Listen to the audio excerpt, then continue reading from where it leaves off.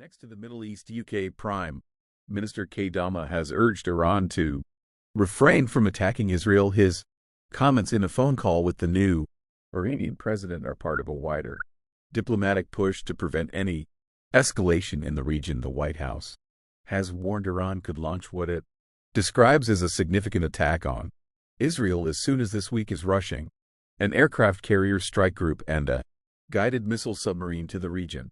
In a show of support for Israel, Iran and the group it backs in Lebanon, Hezbollah, have both vowed to avenge last month's killing of Hamas political leader Ismail Haniyeh and a top Hezbollah commander. As the military and diplomatic pressure increases, Top's diplomat Anthony Lincoln is scheduled to travel to the Middle East on Tuesday, while our Middle East correspondent Hugo standing by for us in Beirut. Hi Hugo, talk us through this phone call, what we know about it with UK Prime Minister.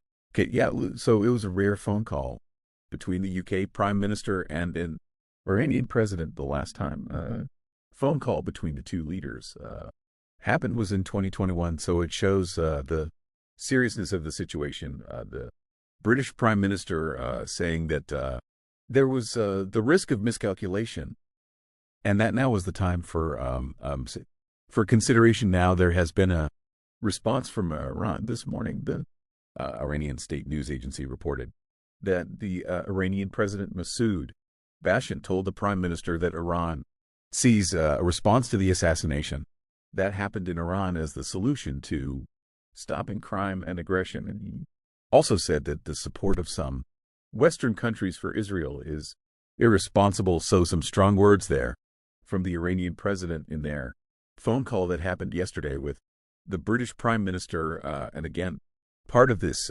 huge coordinated diplomatic effort from Western countries to try to de-escalate tensions with Iran.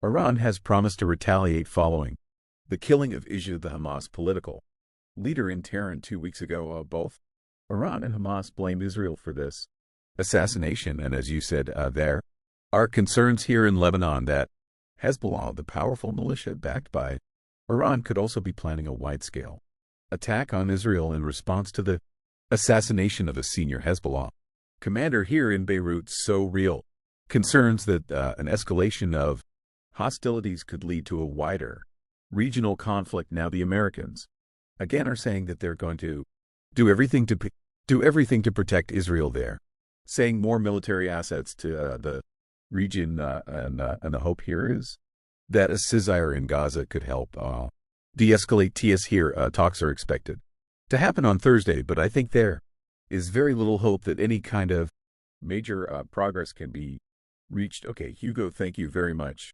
for that. Hugo Bash. There, right. Let's was just mentioning there the war in Gaza. We're going to get the latest and update on the situation in the ground on Han Yunis from Medicine S.